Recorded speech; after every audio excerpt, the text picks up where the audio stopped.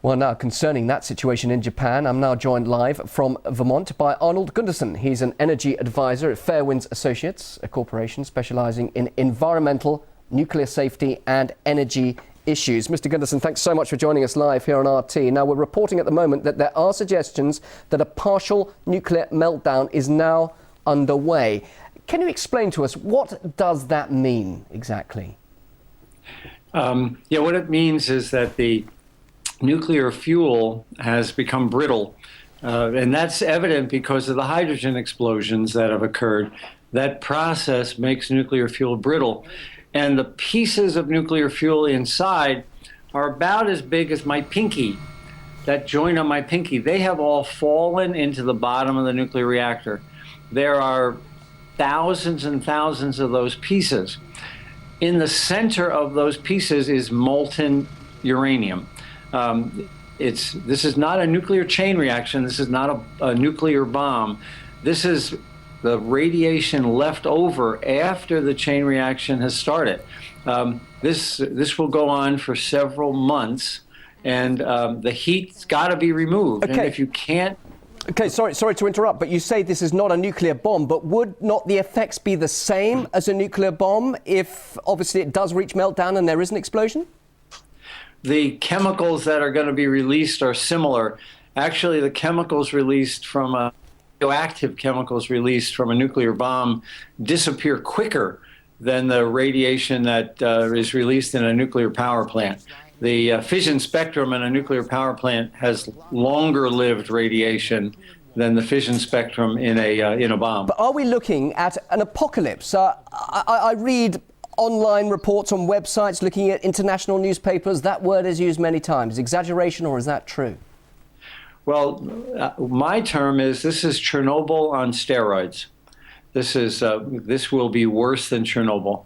Exactly how much worse, I don't know, but it's pretty clear to me that it will be worse than Chernobyl. You say will be. Do you think it's definitely going to happen, or do you think crisis could be averted?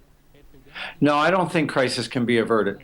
The radiation exposures are so high on site that I don't think human beings can get into the areas that need to be accessed in order to put the fires out, and also to get water into the locations where the heat is the highest. Worse than Chernobyl, you say. So what will be the effects, not just for those people in the vicinity, who we understand are being evacuated in just a 12-mile radius, but what about Tokyo, where radiation levels are at 10 times above the norms at the moment, and beyond Tokyo, the atmosphere, the sea, the Asiatic region? Well, I think if there's any lucky thing that's happened so far, it's the wind has mainly been blowing out to sea. If the wind turns to the south, I expect you will see radiation in Tokyo. I don't believe it'll be enough to evacuate Tokyo, but I think it would be prudent to take precautions and try to stay out of the plume. The Asiatic region.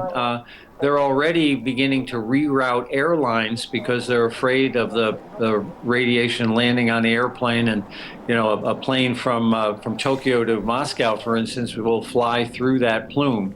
So it will definitely begin to affect Asiatic travel pretty much immediately. I appreciate you're an energy advisor. You're a specialist in environmental, nuclear safety and energy issues. But your message, some people may say, is scaremongering. Can we be absolutely sure this is going to happen? Because it's a very different message that the people in Japan are getting from the government. Or do you think the government are not telling them the truth?